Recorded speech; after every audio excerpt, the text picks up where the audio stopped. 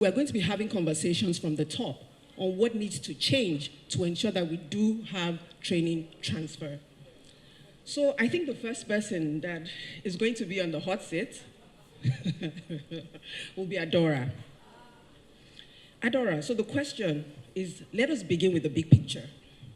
In your experience, why do most training programs fail to produce long-term behavior change or business impact? All right, thank you so much. I think, I'll keep it brief. I think one of the main reasons is not having the link to strategy. So really, what does the organization want to achieve? What are the business objectives? And how does the training link to it? I think that's a great point, and it's one of the key things that I'll be talking about in my session this afternoon. How do you align training to business objectives? And I'm glad Adora's spoken about that. So I'm going to move to Tolu.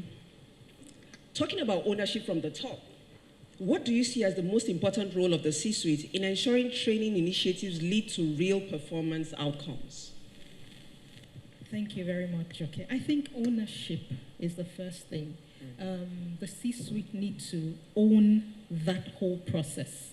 And they too need to understand, as Adora said, the link to the strategic objectives of the organization. So if the C-suite don't own that process, if they don't champion the cause, by providing, even after the training, like Sandra had mentioned, pre, during, and after, if they don't create an environment where, the training can actually be transferred and, there can be transformation, the C-suite need to have that situation going. So they create an environment where first of all, those who need the training are identified. They're sent on the training. It's not welfare.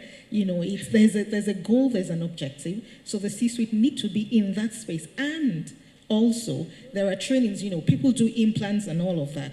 It's also a good thing for the C-suite to be in the training, to show that they are part of that. It's not us and them. It's about the organization. So that's what I think. All right, thank you, Tolu. I think one thing that strikes me, being an L&D manager in the past, is how do we get our C-suite to really understand the importance of training transfer? Maybe that's something that each and every one of us, we need to begin to think about. What kind of conversations are we having with them? Perhaps they're not paying enough attention, but how do we bring them to pay attention? All right, so I'm going to move on to Emmanuel. Emmanuel, let's talk about strategy alignment. How do you ensure that training is linked directly to strategic business goals, not just HR calendars or annual budgets? Okay, so I recently joined Eco Hotels, and one of the things that we have started doing is basically to first identify what business objective do we to address. So there was a recent workshop, for those who follow me online, I love to share what I do. So there was a leadership workshop that in conjunction with the Manpower Development Manager, we had to design after listening to one of the senior executives that manages the room division. So the challenge was that the duty managers, who are like the hotel operation managers, were not carrying out their duties in certain areas as expected. So we defined what the problem was.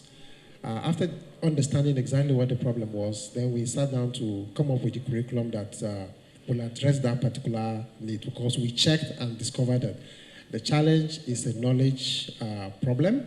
It's not a system problem. And because it's knowledge, so people need to be taught exactly what they need to do. So we designed a 3-day workshop that would address all those issues that the senior executive had raised. And in the course of developing the content for that particular workshop, what we did was to develop one, share back to the senior executive to see, because we included some sort of role-plays exercises in the class that will mimic exactly what happens on the floor to ensure that it addresses what she has in mind. And when she went through some of the first few modules and came back to us to say, yes, this is exactly what we're looking for. And then we set a date and rolled it out. In the course of the rollout, the exercises, the role plays were all carried out in the class. The first thing that we discovered at the end of the session, everyone in the class were very impressed that this is not just training, we're actually role-playing what they see in the field and showing them how to address those particular issues. And at the end of that, we came up with a 30-day action plan that they need to implement, right? And then they had to take that back so that in 30 days' time, they will come back and then begin to share. We'll have a conversation with their line managers and then put us in copy in HR and the learning and development to show exactly what they have done, what they have achieved, or what they've implemented following that particular workshop. So in a nutshell, what I'm trying to say is that for you to be able to get the best out of the training, it has to start with the leadership. The leadership has to be the one to set the tone of exactly what we want to achieve, agree that particular objective before we roll out it. So we don't just roll out training for the sake of ticking a box and say this is quarter 1 training, quarter 2 training, we need to do all this training. No, those trainings must address a specific need that the business is suffering from. Thank you. All right, thank you, Emmanuel. So I think 3 things I want to point out from what Emmanuel had said. The first thing is that you had a conversation with this senior leadership person. The second thing is that you had role plays. You engaged to know what was required, and then there were role plays. And then the third thing you said was there was a call to action, 30 days for implementation of the learning from the training. I think those are 3 critical things that you mentioned that I align with. So Dr. Murakwani, back to you. The accountability gap. What structures or expectations do you set with your direct reports, especially line managers, to ensure they reinforce learning before and after training? Hello. Yeah, thank you very much. We expect a lot from the line manager and the supervisors because when you say training, it all depends on how it is seen. Is it the usual activities or is it just one of those field trips they go and come back? So you make sure your managers or your supervisor know what they're doing. They have to make them understand that a lot is expected from them. You don't go for training and come back and put your hand in your pocket and expect we don't see any changes. As for me, I look at you, I want to see what you intend to implement. I always tell them, I want people who will tell me what to do. So when you go to that training, come back tomorrow and tell me this is how we intend to do this and this is how we intend to do this. Don't rely on me. You expect me to bring the brain of the house. No. I want to see you contribute. I want to see you take that course, the vision. So when you go for that training, what I expect from you is for you to come and tell me how we intend to drive this vision, this project, how we intend to achieve it. So depending on what the organizations actually expect their line managers or their supervisor to do, what are they expecting? But for me, I expect a whole lot. I expect you to tell me what to do. I don't expect to wake up in the morning, you are still waiting to listen to me. No. So there's a high level of ownership that you expect your managers to have? Certainly. Okay. Okay, a few years ago, we had this project. I was basically the only one talking in the board meetings. It was more like nobody was listening to me. Nobody was saying what I was saying. Nobody was aligned, okay?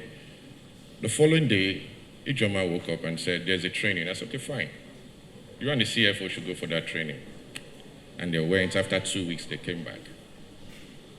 I could sleep now because by the time I wake up, they are telling me a whole lot. All I just need to do is just to approve and nod my head. So at all time, as a C executive, what is expected of you is not you carrying the vision alone. Your fellow board members, your directors, your project supervisors, your project managers need to see what you see. Because if it's you alone, then it means that the day you die, your business dies. The day you die, everything dies. So that's why when it comes to succession, you build your succession from the very day you resume that office, whether it's convenient or it's not convenient, okay? It's not all about you. You shouldn't make it about you. You shouldn't be scared. You should be free to okay, yes, somebody else is there. That's what I see about accountability, the ability to train the next person and send the next person to the next training and approve the next and expect them to deliver on return. Great. So accountability is ensuring that those people that report to you are carried along, they understand your vision, and they can also run with that vision. All right, so I am moving back to you, Emmanuel. Don't worry, Adora and Tolu, I'm still coming to you. Right? So let's look at budget versus results. As a leader approving significant training budgets, I mean, you're the director of HR at ITTEC Hotels and Suites. I'm sure that's a huge budget, right? What would you consider a satisfying return on investment and return on expectations on training?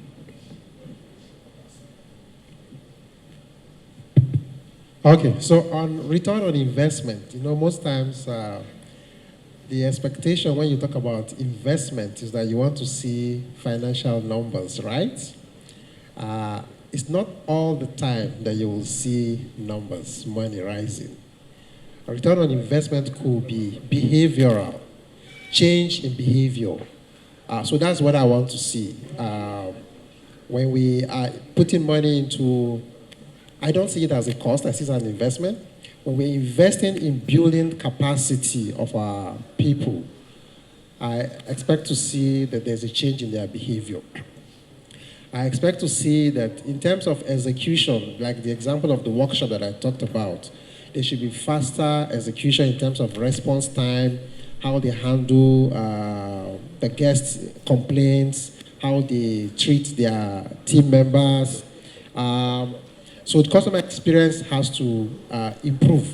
Those are some of the things that I look out for when we put in money. So if we're not able to show that this training is going to change that behavior, change the processes, improve the kind of feedback that we get from customers, then it means maybe we're wasting our resources in that part. So that's basically what I look out for. Change of behavior and faster execution, good feedback from the client to show that, yes, what we've done is really working. Thank you. Okay, so I'd like to share a personal story on this question of budget versus results. I know there's a panel session, but I can also add one or two nuggets. So when I joined, L&D was like my second love. I'm a pharmacist actually by training. And then I moved into L&D. I recollect the first year, I actually got a budget easily signed because the company then became more focused on training. And so they were happy to support it. But I think after the first year, the honeymoon was over. And, it was a tough, the economy was tough. So training budget was almost like the first thing to get cut. There's no money, so cut the training budget. There's no money. And this happened, I think, the first year. And I think happened the second year, and I became really frustrated. Enough is enough.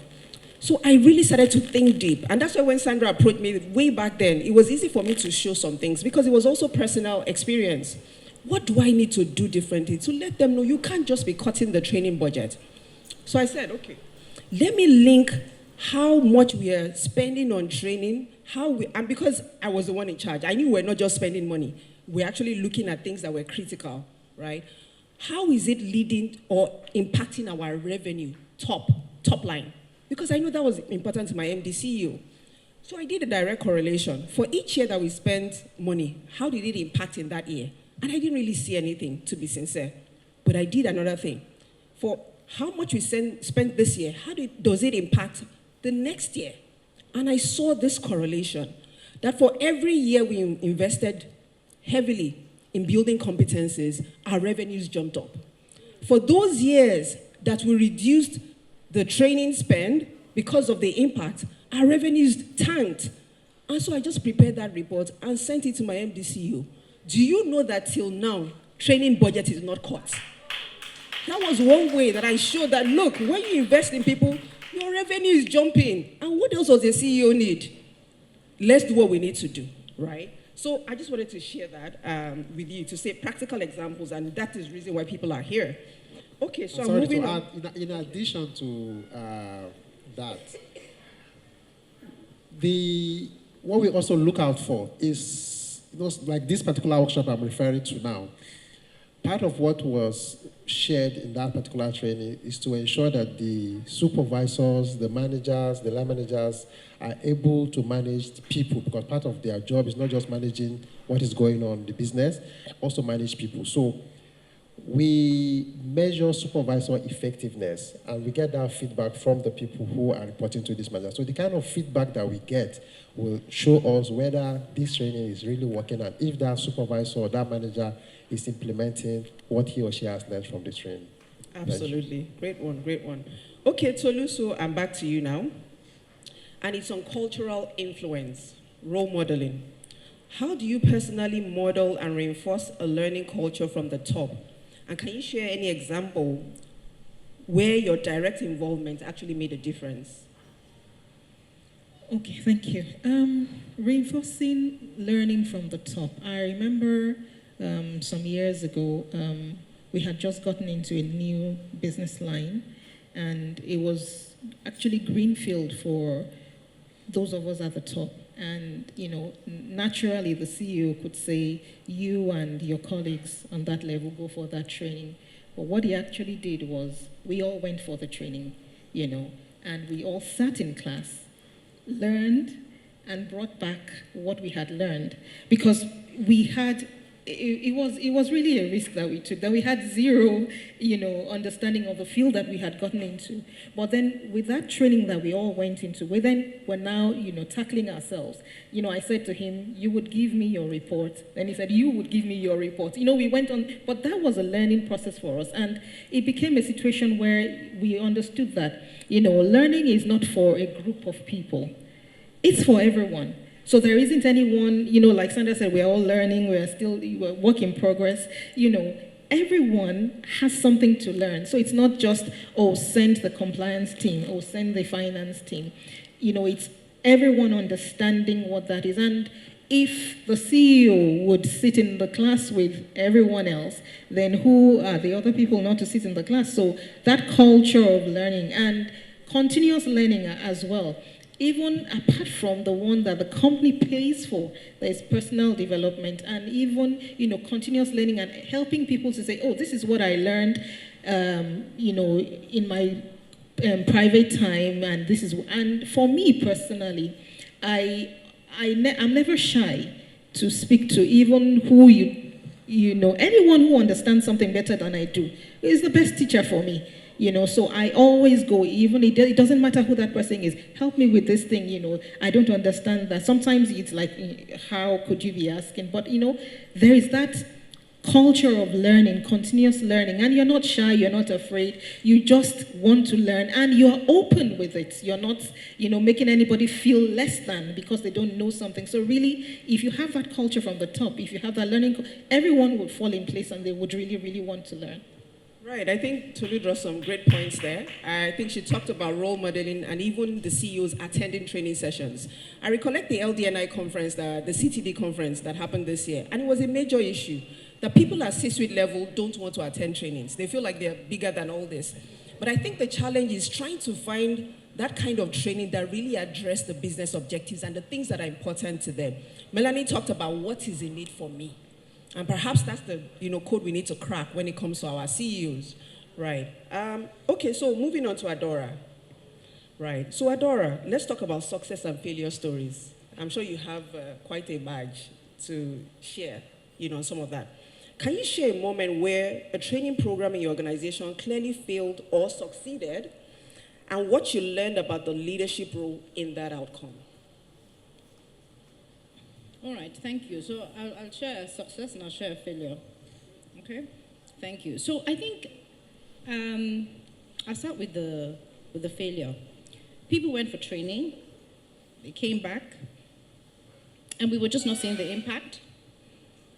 And then we would have meetings in the organization, and then we would ask for you know, people to share, and nothing was happening. And so one of the things, two things we did. One is impact training the line managers. So now our HR, before people go for trainings, would do the pre-conversations. Melanie said 505. Would have a few minutes before. Would even give a form. We have a couple of people from our organization here. Can we wave? We have, a couple of people from our organization. Even our executive director is here as well, called Patricia. Great. So before we had a conversation beforehand of what do we want to get out of this. So that before, during, and then during the training, so making sure people are not interrupted, and then afterwards, by the time they go back, they have another form to fill to give feedback. So we were able to empower our line manager, the HR manager, to be able to do that. So, that was a plus for us. And then, of course, another thing we did tied to that was when we now have meetings, before we'll ask them questions. And when we ask them questions, nobody will talk in the meeting. They'll just all go quiet. So we changed things around and said, in meetings, people, especially the younger ones who have been exposed to some learnings, should speak first before anybody senior says a word. So even at the director levels, we don't speak. We'll give them room. Because the line manager needs to be trained to coach, to ask for feedback, to be able to hold space and create opportunities for people to practice their learning. But if they're trying to do that and we, the directors, are choking by putting our voice forward, they will continue to keep quiet. So we changed things around and we began to ensure that we keep quiet, they speak, we hear them before we lend our own voice. So that was a success story, because then we began to get so much more innovative ideas from the young people. And there's something that didn't work quite well was our onboarding. Before, it was a case of delegating it to be done. By the time we now began to co-create that process, we found out that people coming to the organizations had more understanding, more buy-in, more commitment to our vision, to our values, to our mission. And so initially, it was not so good. People would come in, they would do things, and you say, why are they behaving like this? Can they not see our values on the board? Can they not see it? But then by the time we now realize that, no, we need to be involved in the creation of the content of what is being communicated. We need to be involved in communicating, modeling the vision, the values, the mission. We began to see a change. So that was a turnaround for us. Thank you. Great. I think Adora's also shared some great points. She shared some great points. Allowing the people who are coming up to also express themselves, not just having only your own voice heard. I think that's a critical takeaway, because it's all about allowing them to also make their mistakes, learn, and gain, their own voices. All right, so I'm moving on back to Dr. Morakwane, and we'll be talking about how your organization, how do you evaluate training success today? Do you think it is sufficient? Training is never sufficient. It can never be sufficient. Training on its own is, it has to be readiness from that employee, okay? There must be a readiness from that employee to be trained. It must be willing to learn. Sometimes they are not ready to learn. So when you send them on that training, you wait and see how they intend to impact things around. Just as she said, you should give them the space to be productive, to show us what they've learned in that training. And you say, okay, yes, this one is good. Sometimes you can send all 6 of them for training. They come back, just only one that is performing. They don't want to leave that comfort zone, and they don't know why you send them for them training. So training is just not sufficient. It needs to be constant. It needs to be periodical. And you need to continue to see your investment in them. And when you notice one of them in that line is not transferring, okay, you're not seeing the value for your money in it, you know what to do by the next section.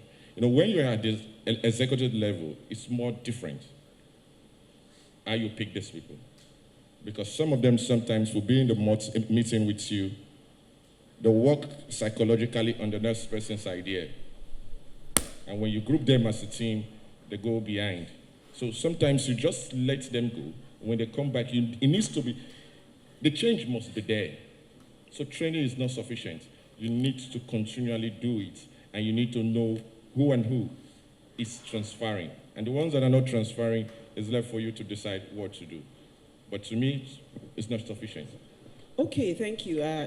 Obviously, it's important that we have a learning mindset. So you must continue to reinvent yourself. I think Sandra talked about that. Nobody knows everything today. Even, sitting on that table, I'm learning new things, I'm gaining new things. So that open mindset is quite important. All right, so I'm going to go to Emmanuel right now. Emmanuel, you are in charge of HR. What should HR or Ellen do differently to get the buy-in of the C-suite from the start? What do we Okay. need to do? So the hospitality sector is a high pressure environment. People are very busy. And because they are busy, they see all these extra things you're asking them to do as a distraction. So in order to get their buy-in, for them to take you serious, number one, you need to speak their language. Don't present training as an activity. You need to present training as a capacity or capability enabler. They need to be able to see that what you want them, the training you want them to go through, is going to help them to get the job done better than they are currently doing it. That's the only time they will begin to listen to you. And how do you do that? Gather data, gather examples, and show how it's making us lose money because they don't want to lose money. Or maybe we're even making money, but you need to show that if we can improve a certain aspect of the way we operate, we're likely going to make twice or thrice what we currently make. So there's need to show that data. So when we begin as HR people, if we bring clarity and support the outcome, show that the outcome, okay, how it's going to impact the business, the C-suites or the leaders within the organization will begin to pay attention to what you're saying. And especially when you've deployed maybe a pilot of that particular initiative, that training initiative, and they see the impact, they will want you to roll it across the whole business. So giving the example of that leadership workshop. So we designed that workshop initially for the duty managers. But because of the impact that the organization is seeing, we are now being mandated to deploy to all supervisors within the organization because they are seeing the impact and exactly how the duty managers are beginning to put into practice what they've learned. So that is how you get by. So now, we don't have to beg to train people. They are sending them to us and say, we want them to go through that 3-day workshop. And it's a 3-day workshop. Usually, when you organize the training, I remember when I joined initially, I held a 2-hour session just to share my findings and what we need to do. I got a lot of feedback. They just wasted our time, you know, in this place. All these things you are saying, they're just too academic. They are nice, but we are very busy. But when they now began to see the impact of this, now they can stay 3 days. They want, some might even say, make it a 5-day training. They have forgotten that they are very busy. Okay, thank you. All right, thank you so much, Emmanuel. I think you shared some great points. Having a conversation in a language that they understand, that is important to them, is so key. Demonstrating using data and analytics is so key. Again, I'll share another practical experience. And he talked about leadership. So in my organization, we're very high on leadership. We have all sorts of leadership training, the graduate trainee, the Generation Next leadership program, the emerging leaders program, the factory leadership program, the senior.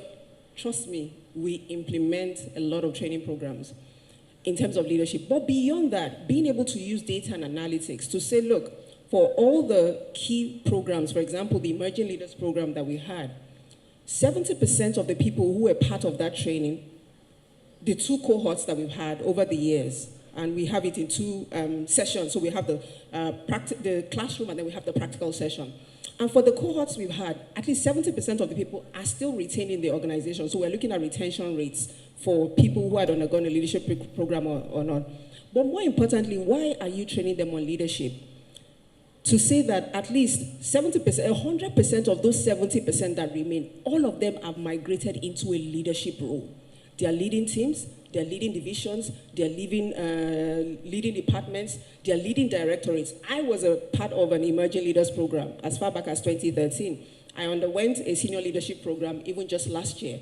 And so when you are showing the data and analytics to say this is the evidence of what you're doing. So now when it comes to leadership programs, they won't cut it anyhow. Why? Because leadership programs speaks to sustainability and succession planning. And there's no CEO that doesn't want his business to be sustainable. There's no CEO that doesn't want to see, proper succession, and they know that if you don't have your leadership programs on point, it's going to be difficult. So speaking their language and using data and analytics to drive it is very critical to get that buy-in. And so nobody is cutting, and in fact, they're happy. Oh, when are we having the next leadership program? So just to add to what Emmanuel had said, so some great points in that area. Okay, so Tolu, I'm right back with you. Do you believe we need to redefine what training success means at the board level? If you don't define it at the board level, where then would you define it? Because, you know, the board is there to guide and to direct the company to, and the bottom line is profit. So if the board members don't understand the need for training, then you can't, you know, bring your budgets to them and say, approve. Now, I'm on the board of some of the companies, and we are mandated to go for training, mandatory training, you know, every year. And these are very busy people, and, you know, they wouldn't find time. But, you know, when you keep telling them this is what needs to be done, this is corporate governance, and they go for the training themselves, and it actually improves them, it helps them, then they would understand, you know. So, of course, you start from the top. You start from the top, you define that the board needs to understand what that training is for. Otherwise, they will just see it as a box to tick. But if you have their buy-in, you know, a group of people need to go. It's high time people see training as an investment rather than as a cost. So you know, if you think that knowledge is expensive, try ignorance. You understand? So I mean, you're from the manufacturing side. Refuse to train your machinist, and then you know what could possibly happen. So of course, that buy-in has to come from the top. The board needs to understand why people are going on training. Every kobo needs to be accounted for, the ROI. They need to see the big picture. They need to understand where it comes. And like Emmanuel said, it doesn't always come back in Naira and kobo. There's efficiency. There's the improved turnaround. And there's even the happiness. I think Sandra was saying, how do you measure employee happiness? There's the joy that the employee has coming to work, you know. And all of that translates to the bottom line, which is what all businesses are about, really. So yeah, from the board. Thank you so much, Tolu. You touched on so many key points as well. It starts from the C-suite level, the board level, redefining what training means every time, and the fact that training effectiveness is critical. All right, so Adora, I'm back to you now. Being someone who is in charge of providing solutions to businesses, organizations. Okay, all right. Adora, back to you. Being someone in charge of solutions and, you know, that you provide to businesses, beyond KPIs, what early indicators do you look at that suggest that a training initiative is actually on track to deliver what you really want to give to that business? So some of the indicators, I think I'll tie them really to behaviors. In the sense that, for example, how are those who have come back from the training applying it on the job? Within the organization, what kind of language is being used? So I'm going to be looking at indicators from those who have attended the training in terms of are they implementing the learnings. Going to be looking at other indicators like those around them, you know, the ecosystem. You know, we've said that it's not just the person that goes for training. We said even the supervisors. How are they creating space for these people to practice and utilize it? So beyond it being part of maybe the KPIs of the attendee, being part of the KPIs of the supervisors as well, allowing space, using the right kind of language, you know, to give feedback, creating room for practice, and so on. So the ecosystem, looking within the ecosystem for indicators, looking within the individual for application, and then of course, it being modeled, even from others at a higher leadership cadre. So sometimes we go for trainings and people will say, can you come and train our bosses on this same issue? Because you're telling us, but they're not modeling it. You know, so even those others in the ecosystem will be looking out to see how are they even modeling what we have said we want to be an impact in this organization. So I think it's not just indicators on one level, it's on different touch points. Yeah. Thank you, Adora. So it's all about measuring at different levels how we are role modeling, the things that we want to see in others. So we'll be winding down now because we want to give the audience the opportunity for questions and answers from the, top CEO panelists that I have here. All right, so how can it, and this is a general question, and we'll all just give like a 1 minute closing remark. How can executives go beyond just supporting training to actively championing training?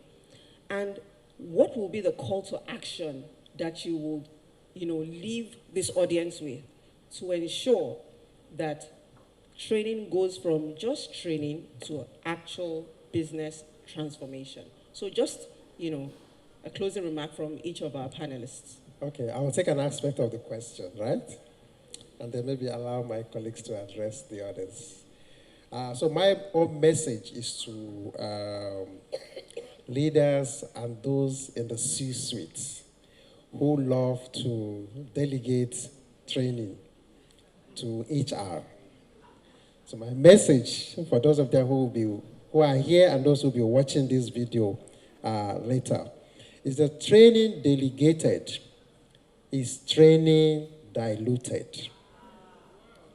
HR can facilitate, but ownership must come from the top.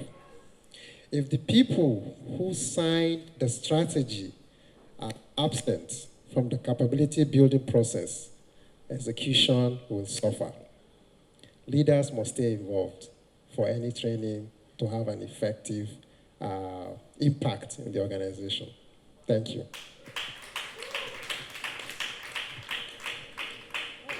Okay.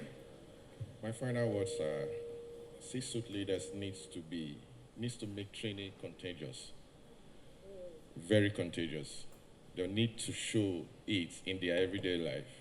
They need to show that from everything they learn publicly and everything they learn by reading a book, they have to share.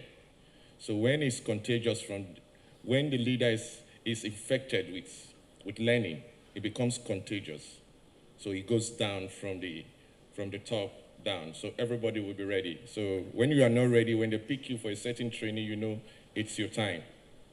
So you can't run. So we all have to make it contagious. Let it be effective to the point where it affects everybody around us. All right, so training should be a contagion where everybody's on board and everybody from the top down, are fired up to learn. Tolu? Well, I also think that C-suite leaders should be the army that reinforces training. Sometimes C-suite leaders get impatient, they want to see results and they want to skip processes. But, people have gone for training and Adora has told them you have to do 1, 2, 3 in order. Well, the C-suite comes and says do 3, 4. In fact, leave 1 and 2.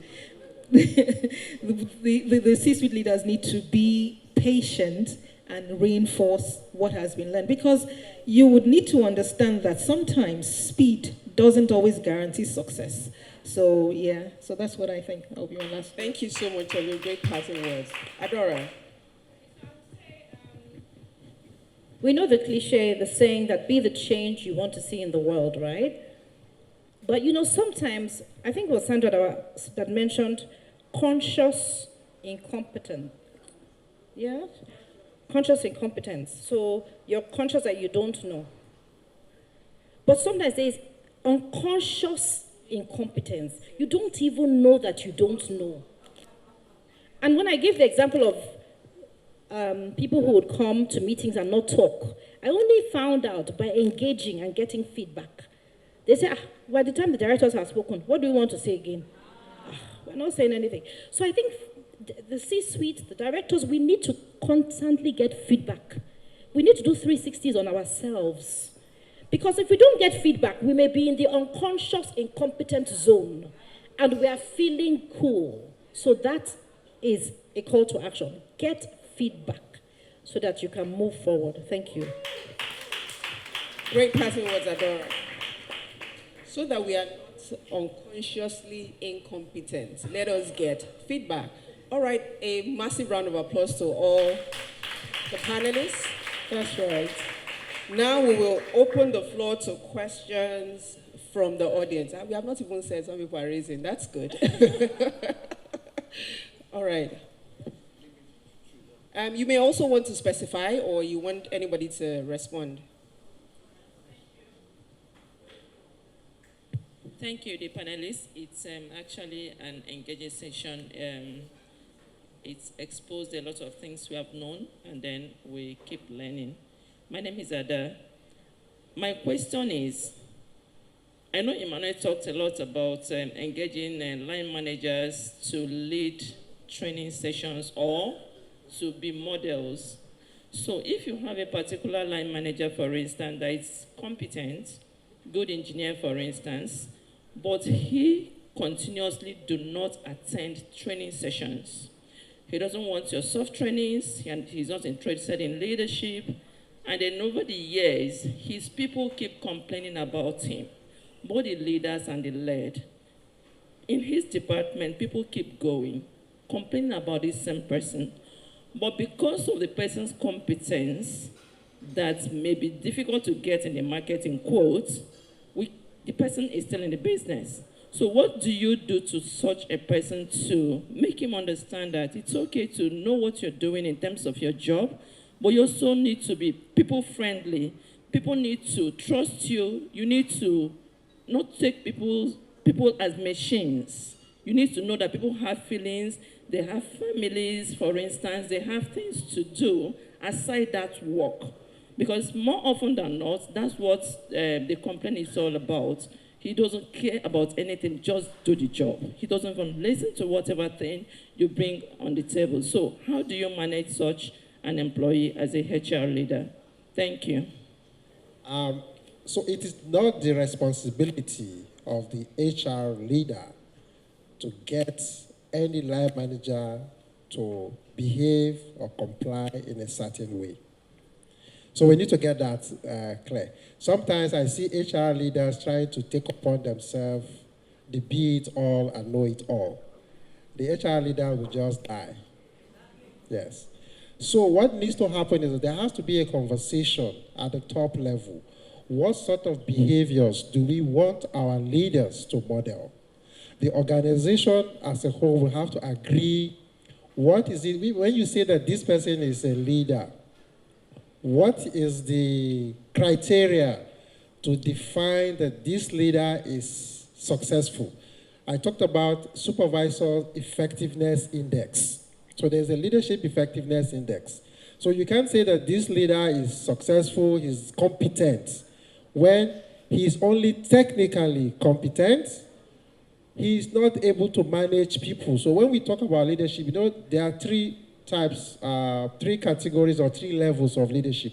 Leading yourself, leading the people, and then also leading the business. So if he's leading the business and the business is making money, but the people that he's leading, they are not happy, you need to try to quantify the cost of those people not being happy. So if people are leaving, it means that during the period people are exiting that particular organization, maybe he would have given you a 1 million naira, for example, revenue. Because some of his people are no more there, you don't get your 1 million naira immediately. Maybe you get the 500,000.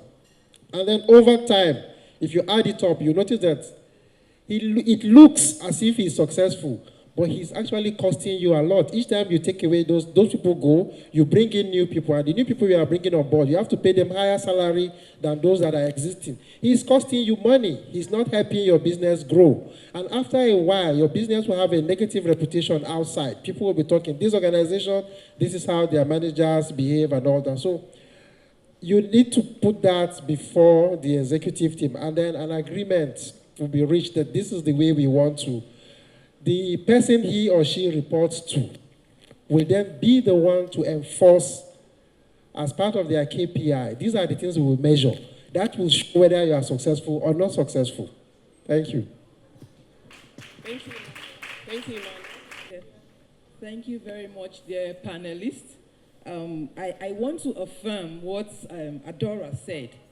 And first of all, Senior Lumide, Good afternoon. I'm here. Good afternoon, sir. Yes, I'm calling you Senior Olumide because you are my husband's senior.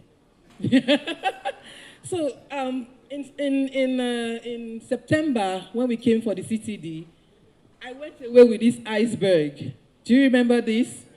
You remember this? Yes. If you are at the CTD, you remember this. The iceberg of ignorance. And that just speaks to what Adora said last. So he says here that the people at the top, our C-suits, they only know 4% of the problem. And then the middle managers know 9%. The supervisors know 74%. And guess what? The frontliners know the 100% of the problem. Yeah, we give it to the C-suite. They look at it from the strategy. They know the strategy, but they don't know what the problems are. So if they are the ones telling us what to train, what trainings we need, that is still a problem. So I want to believe that everyone here today, we are moving away from being order takers. We are moving. I mean, this time around, I like that Sandra said it's a movement. We have not just come here to talk and then go back because it has to start with us. So maybe Sandra, I don't know, do you have a certificate for us for this conference? You're going to have to hold it until we come back next year with proof of implementation. Thank you very much. Thank you. Thank you. Any more questions? All right, in the absence of questions. Hello, just actually, it's not a question. I wanted to add to what he had said around the previous question regarding employees. And she's not wrong. It's a Harvard case study, actually. You have high-flying employees who just derail your company culture. So you need to decide what is more important to you. What is your culture in your organization, and how do you rate it with employees like that? Because if you keep quiet and tolerate employees like that, what you're saying to other people is that you can behave like this and get away with it. And once you do that, you create a ripple effect. Everybody starts behaving somehow, and you've lost your organizational culture. But in terms of solutions, what we usually say to people is, in most organizations, your KPIs are highly technical. And that's what he said. We need to have KPIs for the soft issues. We need to have KPIs for, as an employee, I'm calling you 10 times a day and you've not picked up. We need to have KPIs for somebody is requesting your help or your input and you're not responding. It's a group, it's a teamwork. So most times I always tell people, go back and reset your KPIs. What are the consequences for missing out on such important things?